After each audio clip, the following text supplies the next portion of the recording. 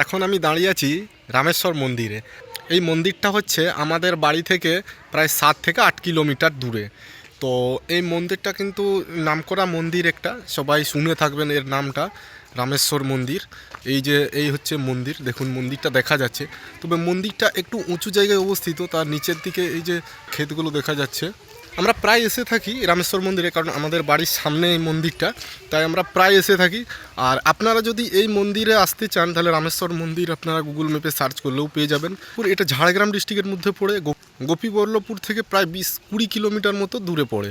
ঠিক আছে, গোপীবল্লভপুর সবাই জানে ঝাড়গ্রাম ডিস্ট্রিক্টের মধ্যে পড়ে। দেখুন এই হচ্ছে মন্দির, এই যে মন্দিরটা দেখাই আপনাদেরকে, এই হচ্ছে মেন মন্দির। এটা মেন মন্দির। মন্দিরের জায়গাটা কিন্তু অনেকটাই বড়। তবে এখানে প্রতিদিন পুজো হয়, যারা পুজো দিতে আসবেন তারা না খেয়ে আসেন অনেকেই। মন্দিরটি অবস্থিত সুবর্ণরেখা নদীর ধারে। মন্দিরের কাছে একটা বড় পুকুর আছে, ওই যে দেখা যাচ্ছে দেখুন পুকুরটা। তবে এখানে বিশাল একটা সিঁড়ি পাঁচ আছে, ওই সিঁড়ি পাঁচ দিয়ে আপনাকে নামতে হবে। ওই মন্দির থেকে জল তুলে এনে এইখানে কিন্তু সবাই ঢালে পুণ্যের জন্য। আপনারা যদি চান তো আসতে পারেন, একবার নির্জন এলাকা ঘুরে দেখতে পারেন, খুবই ভালো লাগবে। কারণ আমাদের বাড়ির সামনে আমরা প্রায় প্রতিনিয়ত এসে থাকি, তাই আমাদের অতটা ভালো হয়তো নাও লাগতে পারে, কেন কি আমরা প্রায় এসে থাকি। তবে জায়গাটা খুব নিরিবিলি আর খুব শান্তির জায়গা, একদম শান্তির জায়গা। আপনারা আসলে তবে বুঝতে পারবেন। তবে আপনারা যদি ঝাড়গ্রাম ডিস্ট্রিক্ট বা জঙ্গলমহল ঘোরার প্ল্যান করে থাকেন, তাহলে আপনাদেরকে 3 দিন হাতে কিন্তু সময় নিতে হবে। 3 দিন সময় নিলে পুরো ঝাড়গ্রাম ডিস্ট্রিক্টের জঙ্গলমহল এলাকা, মানে ঝাড়গ্রাম বেলপাহাড়ি থেকে পাহাড়, শালের জঙ্গল, ঝর্ণা, মন্দির, মানে ঝাড়গ্রাম ডিস্ট্রিক্টে যা কিছু ঘোরার জিনিস আছে সবগুলোই কিন্তু ঘুরে আপনারা দেখতে পারবেন, যদি 3 দিন 2 রাত আপনাকে সময় দিতে হবে।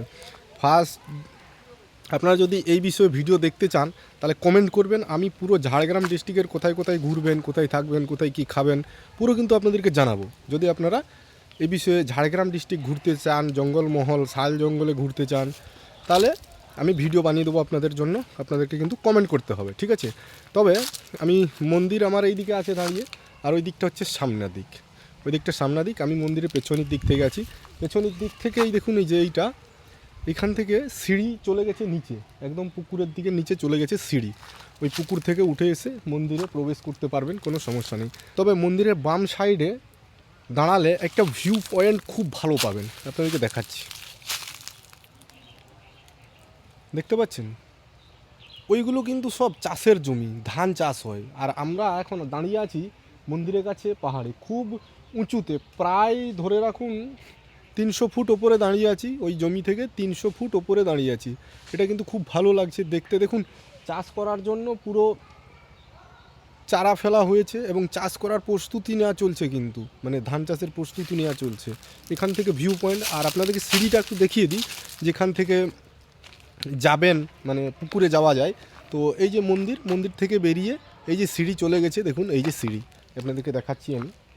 এই দেখুন সিঁড়ি, ওই দেখুন লোক কিন্তু অনেকেই গেছে। এই হচ্ছে সোজা চলে গেছে, ওই লোক চলে গেছে ওই দিকে। আর একটু এগিয়ে গেলেই কিন্তু ওইদিকে আবার সুবর্ণরেখা নদী। তবে সুবর্ণরেখা নদীর ধারে রামেশ্বর মন্দির, এটা কিন্তু কথিত আছে। আর এটা মানে আমাদের ঝাড়গ্রাম ডিস্ট্রিক্টের একটা বিখ্যাত জায়গা, মানে তীর্থস্থান বলতে পারেন। এখানে মানে শিব চতুর্দশী যখন হয় তখন কিন্তু এখানে বিশাল বড় মেলা হয়। বিশাল বড় মেলা মানে ওই সামনের দিকে মাঠ আছে, প্রায় 4 কিলোমিটারের মাঠ। পুরো 4 কিলোমিটারের মাঠে কিন্তু মানে এত বড় মেলা বসে যে আপনি যদি ওই দিন আসেন তাহলে এখানে কোনো নেটওয়ার্ক থাকে না, এখানে আপনি হারিয়ে যাবেন। মানে লক্ষ লক্ষ মানুষের ভিড়, লক্ষ লক্ষ দোকানও আসে, এমন একটা পরিস্থিতি। যদি আপনারা বাইরে থেকে কোনো দিনও আসেন, শিব চতুর্দশীর দিন বা তারপরের দিন মেলা এখানে 3 দিন থাকে। 3 দিনের মধ্যে আপনারা যদি আসেন তবে প্রথম দিনটাই সব থেকে বেশি ভিড় হয়। আপনারা যদি আসেন তবে এখানে ভিড় আর এখানের পূজা, এখানের কর্মকাজ সব কিছু আপনারা দেখতে পাবেন, দোকানদানি সব এ টু জেড। তবে মন্দিরটা দেখুন আগের থেকে কিন্তু অনেকটাই উন্নতি হয়েছে। এই মন্দির কিন্তু আগে এরকম ছিল না, রং টং করে এই কাজ করে সব অনেকটা এখন উন্নতি হয়েছে। তো আপনাদেরকে একটু সামনের দিকে নিয়ে যাব এবং গেটটা দেখিয়ে দেবো, ঠিক আছে? মন্দির আমি কিন্তু এখন পিছনের দিকে ছিলাম ওই দিকটাতে। আর এইখানে দাঁড়িয়ে কিন্তু ভিউটা আপনারা দেখতে পাবেন, ওই যে নিচের দিকে দেখুন দেখা যাচ্ছে। আর এইটা দিয়ে কিন্তু আমি যাচ্ছি, এই যে এইটা দিয়ে যাচ্ছি এই পাথরের সাইডগুলো থেকে। আর এটা হলো মেন মন্দির। আর ওই যে দেখতে পাচ্ছেন গেট, একদম আপনারা গাড়ি নিয়ে আসলে গাড়ি রাখার বিশাল মাঠটাও আপনাদেরকে দেখিয়ে দিচ্ছি আমি। আর এইটা হচ্ছে গেট। এই গেটের বাইরে কিন্তু আপনাকে গাড়ি রেখে আসতে হবে মন্দির এন্ট্রি করার জন্য। তবে এখানে এরকম পাথরের তৈরি ষাঁড় কিন্তু আপনি শো পেয়ে যাবেন। এখানে তো দুটো তিনটো দেখছেন, ওই দিকে গেলে আপনাদেরকে দেখাবো যে কত ষাঁড় এখানে আছে, মানে লোকে দান করে, যে মানত করে পূর্ণ হলে দান করে। এইটা হলো মেন মন্দির, ঠিক আছে। ওইদিকে দোকান আছে। আর এই হলো গেট। আপনাদেরকে একটু মাঠটা দেখাই যেখানে মেলা বসে। এই যে গেট, পিচ রাস্তার উপরে গেট। এই রাস্তা দিয়ে আপনাকে আসতে হবে গোপীবল্লভপুর থেকে মেন রাস্তায় এসে ধনকামড়া বলে একটা জায়গা আছে, ওখান থেকে আপনাকে বাঁ সাইডে এই রাস্তাটা ধরলে আপনি পৌঁছে যাবেন রামেশ্বর মন্দিরে। আর এই হচ্ছে সেই মাঠ, আমাদের গাড়ি দাঁড় করানো আছে এখানে। গেটের সামনেই গাড়ি দাঁড় করাতে পারবেন, এখন অতটা ভিড় থাকে না। ওই যে দেখুন একটা গাড়ি যাচ্ছে দূরে, ওর থেকে আরও ওই দিকে জঙ্গল দেখা যাচ্ছে, ওইখান থেকে কিন্তু মেলা বসে। এই রাস্তার দুই সাইডে, ওই সাইডে, এই সাইডে। আর ওই ওই ওই যে গাড়িটা গেল ওটা কিন্তু ওই নদী পার হয়ে ওই দিকে চলে গেছে। তো নদীটাও আপনাদেরকে যদি দেখতে পাই আমি দেখাচ্ছি। তবে ওই দোকানদানির ওই দিকে যাচ্ছি, আমি আপনাদেরকে সব কিছু দেখানোর চেষ্টা করব। এখানে আবার অনেকেই গাড়ি নিয়ে আসে পুজো করানোর জন্য। এদিকে দোকান আছে দেখুন, আর এইদিকেও একটা গেট আছে মন্দিরে প্রবেশ করার জন্য। দেখুন এরকম ষাঁড় বড় ছোট বিভিন্ন আকৃতির কিন্তু পেয়ে যাবেন এখানে দোকানে, পুজো দেওয়ার জন্য সব কিছু পেয়ে যাবেন। একটা খাবারের দোকানও আছে। এদিকে আবার এন্ট্রি গেটটাও আপনাদেরকে আমি দেখাচ্ছি। দোকানটা পেরিয়ে এটা হলো একটা এন্ট্রি গেট, এটা দিয়ে এন্ট্রি করা যায়। আর ওই দিকে ছিলাম আমি ওই দিকটাতে, এখানে রামেশ্বর মন্দিরের কিছু বিশেষত্ব লেখা আছে।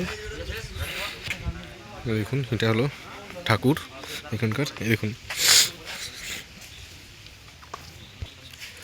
এরকম শো ষাঁড় আপনি পেয়ে যাবেন মন্দিরের চারদিকে। ওইদিকে দেখতে পাচ্ছেন কত রাখা আছে, ওইখানে ওখানে প্রচুর রাখা আছে। দেখুন কাঠের নিচেও আছে। চলুন পাশে গিয়ে দেখাচ্ছি আপনাদের। দেখুন কত রাখা আছে, কত ষাঁড়ের ছোট ছোট ষাঁড়ের মূর্তি রাখা আছে এখানে, পাথরের তৈরি সব। আর ওই যে পুকুরটা দেখতে পাচ্ছেন, তো এই হচ্ছে সেই সিঁড়ি। আপনাদেরকে প্রথমেই দেখিয়েছিলাম যে এই সিঁড়ি দিয়ে নেমে আপনাদেরকে যেতে হবে। এই যে সিঁড়ি,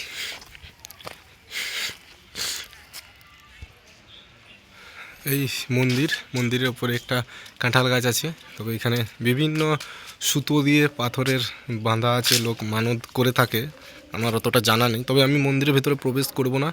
আর এখানে ভেতরে কোনো ছবি তোলারও নিয়ম নেই, মানে যত মন্দিরেই গেছি সব মন্দিরেই কিন্তু কোনো ছবি তোলার কোনো নিয়ম নেই, ওখানে নিষিদ্ধ থাকে।